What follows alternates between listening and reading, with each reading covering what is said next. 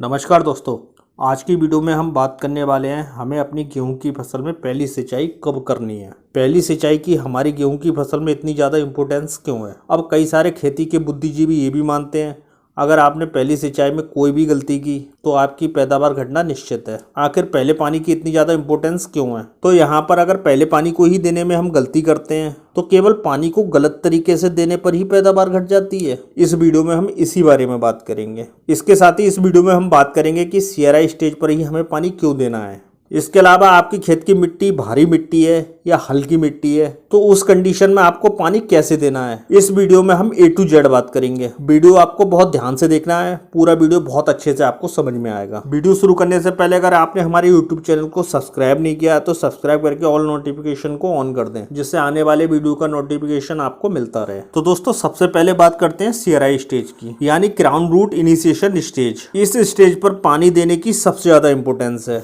अब यहाँ पर सबसे पहले बात करते हैं आपको सीआरआई स्टेज में ही पानी क्यों देना है। दोस्तों पहले हम सीआरआई स्टेज को हम समझ लेते हैं।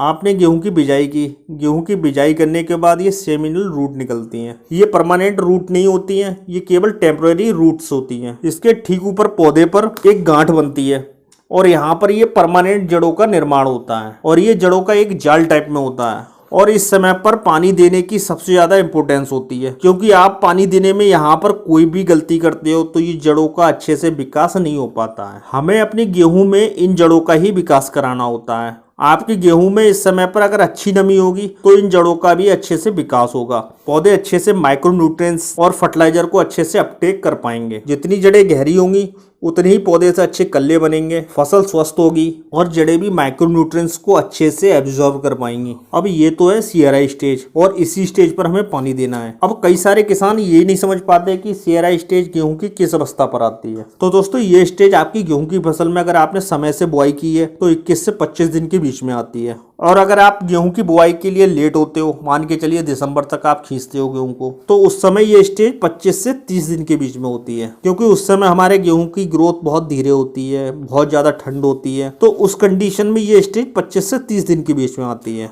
अब कई सारे किसान ऐसे तुक्के से पानी लगाते हैं। तुक्के से मेरा मतलब कि गेहूं में लड्डू बना तो पानी नहीं लगाना है, और लड्डू अगर नहीं बनना है तो पानी लगा देना है। तो दोस्तों ये पुराना मेथड है। तो दोस्तों ये मेथड हर मिट्टी में कामयाब नहीं है। आपकी भारी मिट्टी के हिसाब से अलग समय पर ये लड्डू बनेगा और आपकी अगर हल्की मिट्टी है तो और समय पर ये लड्डू बनेगा। तो दोस्तों इसके अलावा आप सीआरआई स्टेज को बहुत अच्छे से नहीं समझना चाहते या आपको बहुत अच्छे से समझ में नहीं आता है तो यहाँ पर आपको अपनी खेत की मिट्टी को चेक करना पड़ेगा। आपकी खेत की मिट्टी अगर भारी मिट्टी है तो आप पानी को थोड़ा लेट कर सकते हो, आप 25 दिन के आसपास जा सकते हो। और अगर आपकी खेत की मिट्टी हल्की मिट्टी है, मान के चलिए रेतीली मिट्टी है, तो ये पानी आप 18 से 20 दिन के बीच में लगा सकते हो, क्योंकि उस समय पानी देने से हमें जड़ों का विकास भी कराना होता है। क्योंकि रेतीली मिट्टी में पानी को रोक कर रखने की क्षमता बहुत कम होती है।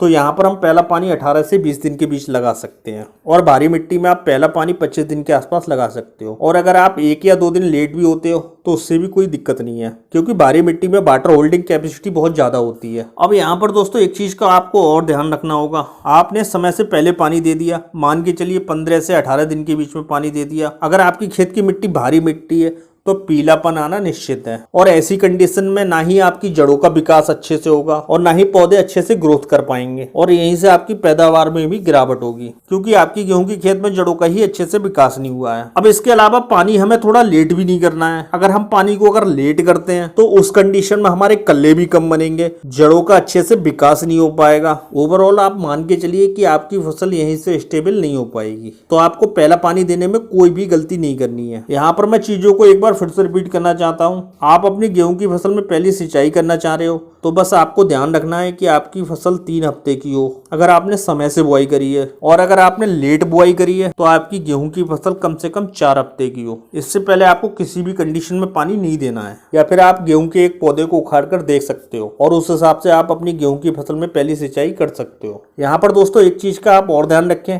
आपको अपनी गेहूं की फसल में बहुत ज्यादा पानी देने की जरूरत नहीं है। आपको बहुत कम पानी देना है। मान के चलिए आपको केवल यहाँ पर नमी को मेंटेन रखना होता है। तो दोस्तों आप वीडियो में बताए गए तरीके से गेहूं में पहली सिंचाई करते हो तो दोस्तों आप अपने गेहूं से अच्छी पैदावार लेने की दिशा में आगे बढ़ रहे हो। आज की वीडियो में बस इतना ही। वीडियो आपको अच्छा लगा हो तो एक लाइक करिए, साथ ही चैनल को सब्सक्राइब करिए। जय किसान।